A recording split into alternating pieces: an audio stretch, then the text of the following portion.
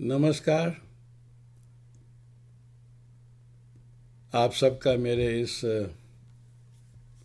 भारत का बरगद चैनल पे स्वागत है। आज का ये special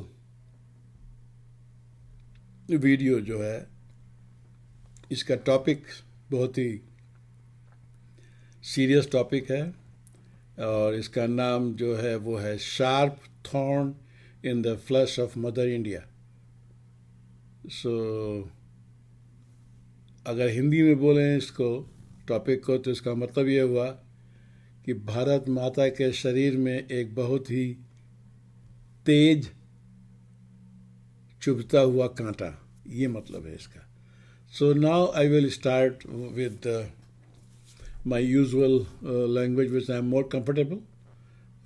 So the topic is now sharp thorn in the flesh of Mother India.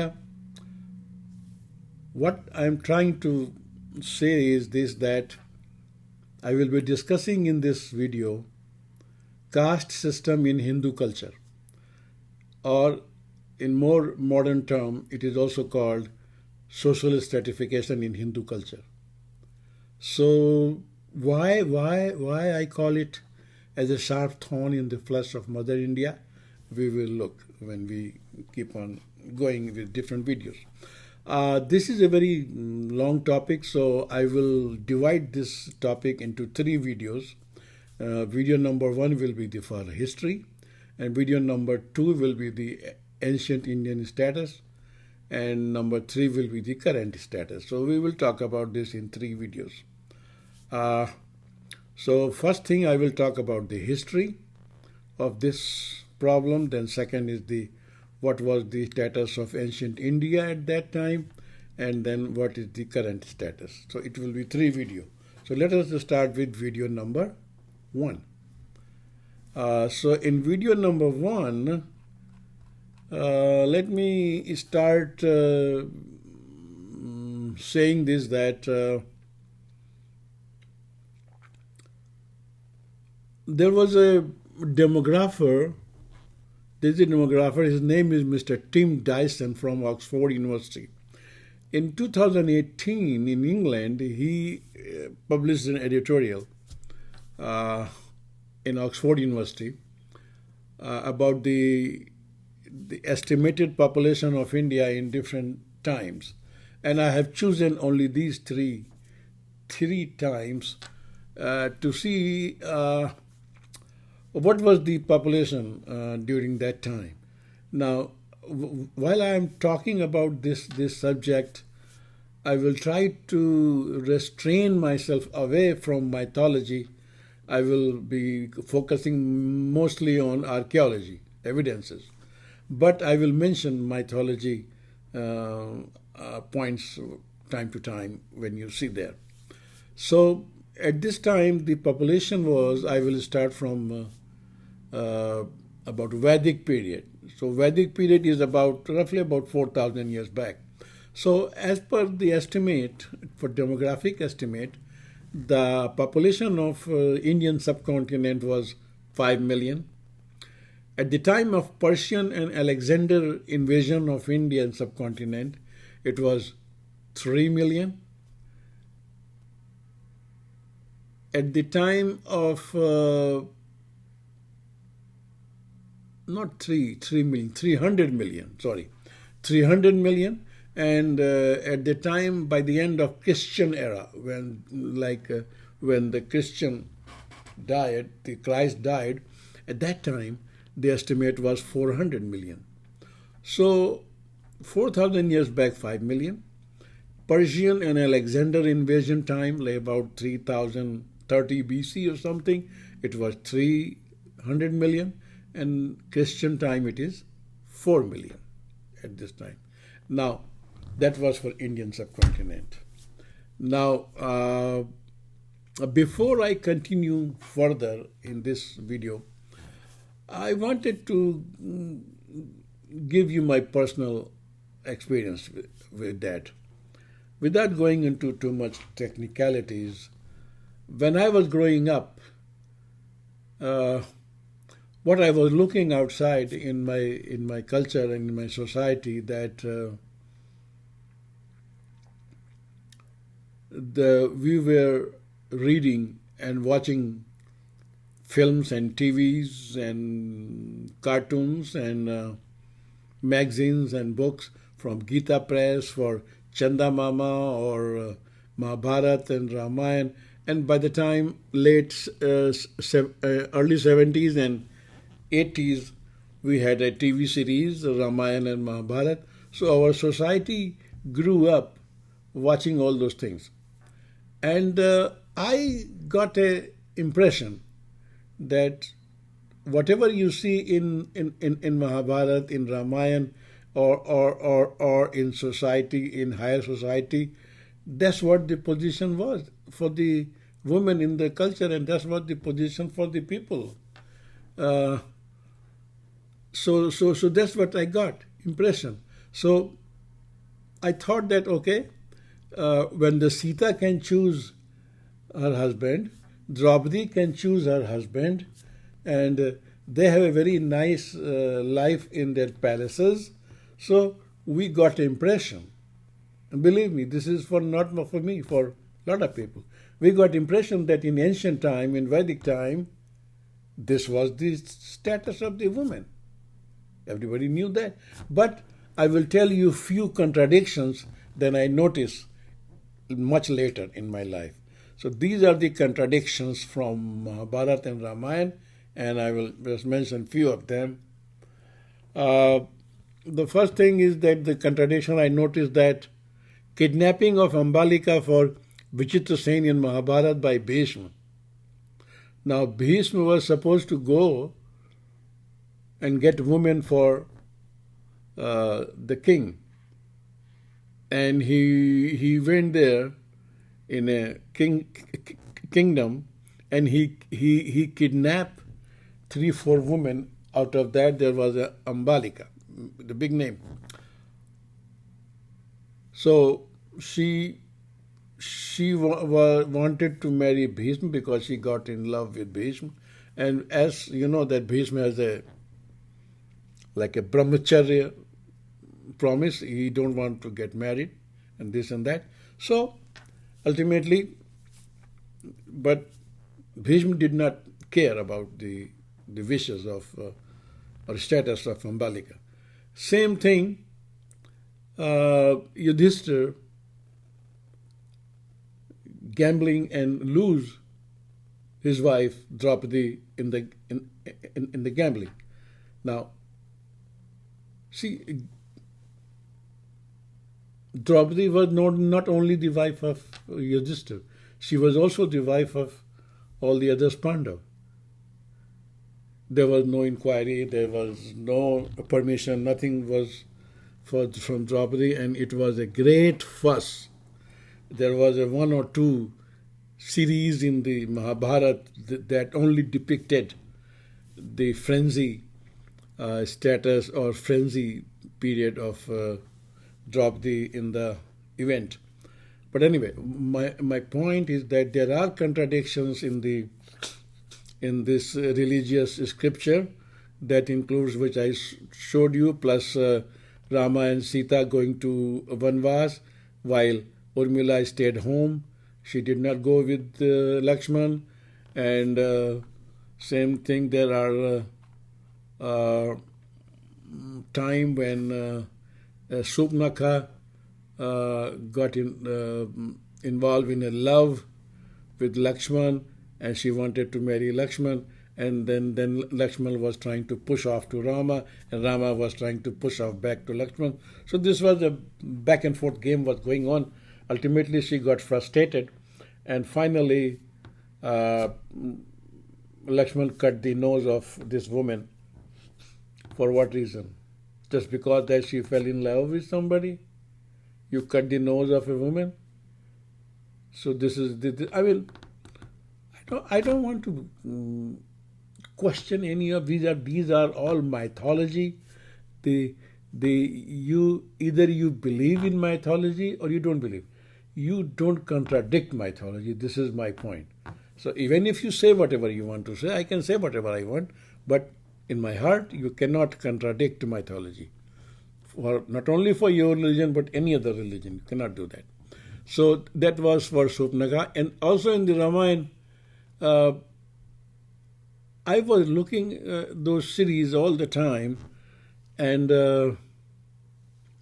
it happens that one thing I noticed later, I saw the fighting is going on, people on this side, people on that side, but the whole Mahabharata and whole Ramayana, there is not much mention of common society. Very few mention of common people.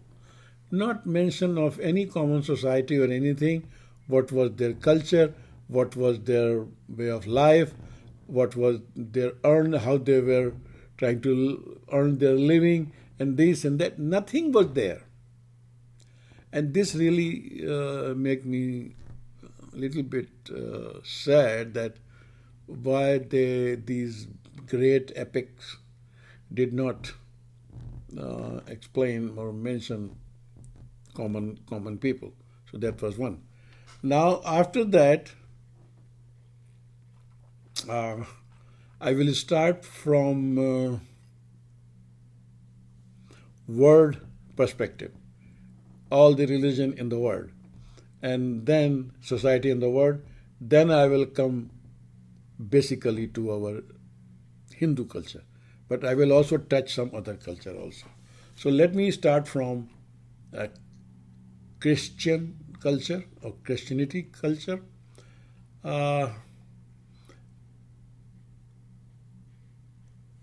In Christianity, it was also very harsh and very punishing, but as the Western civilization invented and discovered a lot of facts of human life and nature, the whole majority of the Christian religion and church concept has been scrambled down, and it is your personal belief, you go to church or not, but in your real life, in your practical life, in society, it doesn't count. In Christianity now is very stable. But if you go back, in USA, I'm talking about in USA in 1960, only 6% of the children were born without father. That was in 1960. By the time 2010, 41% of the children are born without father, and more people slipped into the ocean of poverty. People say that in USA in 50s and 40s and 50s and 60s, there was a boom in USA economy, and majority of the society was very well off and they had a very nice life. But this is what happened now. There are economic classification, if you think of now, is called rich and poor. This the two main, or in political science we call it have and have-nots. That's for rich and poor in Christianity. And also in early Christians, these are the classification I'm giving you, social classification, not like a real caste system, but this is the way the society was classified in ancient time. It is called king, queen, nobles, centurions, soldiers, and laborer. This is the society in those days. After that, in modern time, what happened? We have upper class, middle class, and lower class. This is what we have now. Okay? So this is what we have now. And before I leave this point, I want to just mention one thing. Is conversion is possible? Can you become a Christian? Yes, the conversion is possible. You can be converted to Christian. You have to go through certain rituals in the church and whatever, and then you become Christian. This is possible in social. There's this conversion. Next one I will talk about social stratification in Islam. As per Quran, early society was classless, no class, because it was only in in the Arabia Peninsula and surrounding areas. So that was at that time. After that, in due course of time, this classless society changed. Now you can see here what is the change. The change is Arabian Muslim, fair colored people of originally from Arabia, Arabian Muslims. Then you have non-Arabian Muslims, brown or dark color. This is from the word, that's what it is. Now you come to the Indian subcontinents. I have covered this topic in my previous videos, but today I just wanted to mention you the society stratification for Islam is ashraf, means originally from higher class or originally from Arabia. So if you are a higher class in India, or if you are originally from Saudi Arabia, you will be considered as a ashraf. Then there are azlaf. Azlafs are mostly lower class of Muslim, especially if they are converted. We call it converted Muslims, that they have converted from other religion. And then there is a arzal. Arzal is a same class as you have in Indian called Dalit and untouchable. So these classes are called arzal. So when they convert into this class. So these are the three classification for social classification in Islam. After that, you have a Sunni and Shia sect. Each of these sects have their further subsects. I'm not going into too much detail on that. So next, which is very obvious, is this stratification which I'm talking is men and women. So of course there is a definite classification or distinction between Muslim men and Muslim women. That that problem is going on nowadays in India, very intense. So that was first. And of course, can you be converted to Islam? Sure, you can be converted to Islam. So let us finish by conversion thing in Christianity and Islam.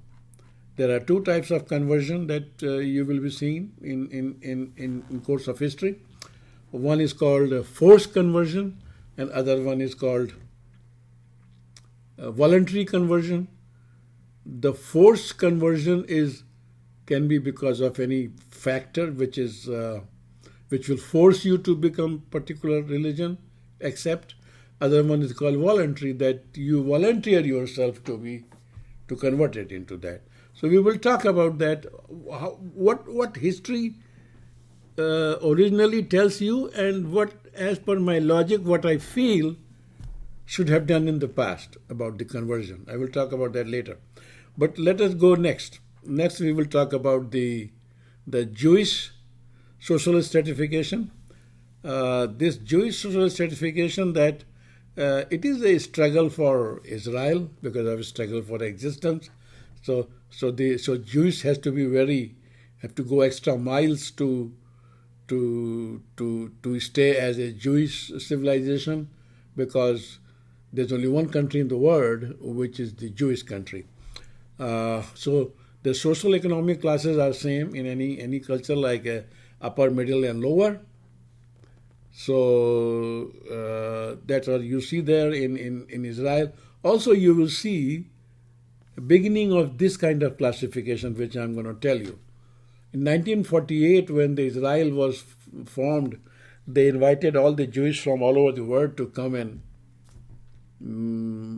to Israel and live with harmony, and we will settle down. So a lot of people came. Depending upon that, nowadays you can beginning to see this is the stratification now in Jewish. European Jews, Russian Jews, Asian Jews, African Jews, and South American Jews, etc., etc., etc.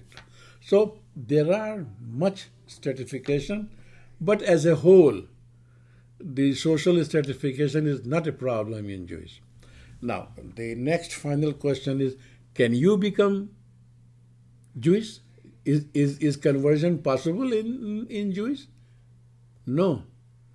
In Jewish religion, you cannot become Jewish. There's only certain ways you become Jewish.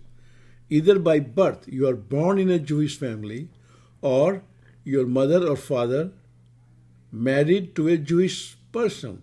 Only then you can be called as a Jewish person. So there is no conversion as per Jewish. Next one is Hinduism. So as per mythology, now I'm talking about here mythology. From Indian god Brahma, the caste system is derived from. That's what mentioned in Manusmriti. Who wrote Manusmriti? Brahman tells you that it was written by God and all the things happen from Brahma. So as per mythology, I'm talking about this. The Hindu are divided into 4 main caste system, and this caste system is about 3,000 years old. So it is almost the time of Vedic period that the caste system started, from that time. And what it is telling you, that the caste system, the first one is called Brahmins, they have come from the Brahma head. The second one is Kshatri, they have come from his arm. The duty of Brahma was mainly teaching and intellectuals. The teaching of Kshatriya was to warrior and rulers. Then the traders and landowners called Vaishya, they come from the Brahma thigh. And then Shudra, lower caste people, they come from Brahma feet. Now here they have mentioned the duties and tasks of these castes. Out of these, the lowest one, there is no description for what kind of caste, what kind of work assigned to them, or what is their duties. Their only duty is to serve the higher class, class 1, class 2, class 3, Brahma, Kshatriya, Vaishya. The Shudra duty was to serve these 3 castes at any cost. So there was no specifics for what type of duties there, just to serve. That means in modern terms, it's like a slave. You just, whatever they tells you, you do that. That's what this Shudra means. Now, we also want to tell you there is something I learned about this. It is also listed in the research, in the research paper, that which is called fifth element. Who are fifth element? They are not one of these 4. They are different. These are called Dalit or untouchables, or Harijan. Mahatma Gandhi called them Harijan, or untouchables and Dalit. So these are called fifth elements. Their job was the lowest, meaner job in the society, to clean, to keep this society and town clean, do all the cleaning job, lowest job to do. So that was called the Dalit and untouchables job. Now, after 2014, when Modi becomes Prime Minister, he has undertaken 2 main programs. This is called Abhiyan, 2 main programs. One of those was Swachh Bharat Abhiyan, and the second one was No Toilet, No Bride Abhiyan, or program. So I will touch on something Swachh Bharat Abhiyan. Now, before I go into that, I wanted to tell you some sections in this Dalit and Harijan family called manual scavengers. Manual scavengers are mostly the sanitation worker. Sanitation means just sanitation worker. They keep the society clean, including trash, human excreta, and everything. So the official definition for this manual scavenger is manually cleaning and carrying and disposing of or otherwise handling human excreta in an insanitary latrine or in an open drain or open pit. This is called the legal definition. Now, this kind of activities is very common in before 1990s. After 1993, a legality happens that, as per law, this kind of open drain latrine and open sanitation, this carrying and disposing of handling human excreta, this has become completely illegal in India. But after 1993, it is illegal.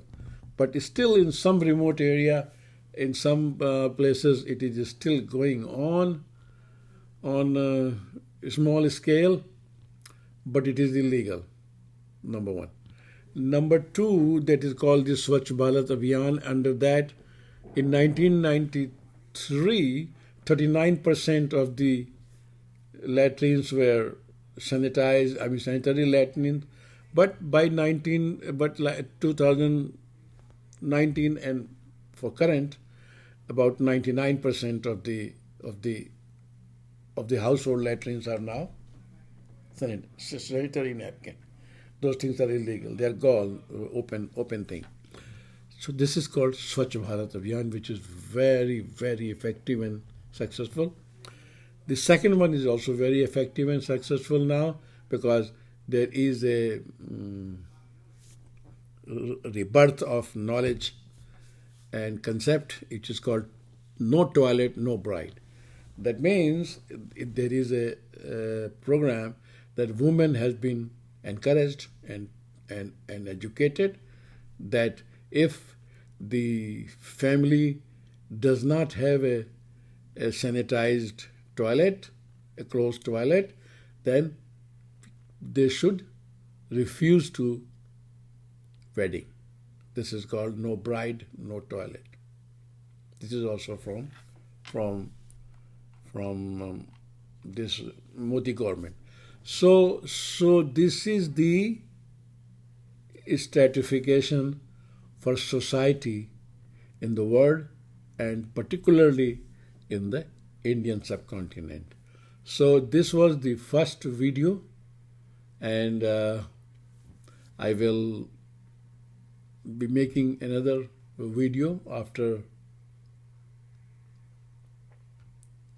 this, and it is the name of the topic is Sharp Thorn in the Flesh of Mother India. As you keep on listening to other videos, my other videos, like other video is like a video number 2 and number 3. By the time I end up in video number 3, you will see why I choose to call this topic as a great sharp thorn in the flesh of Mother India. And once again, thanks for watching. Jai Shri Ram.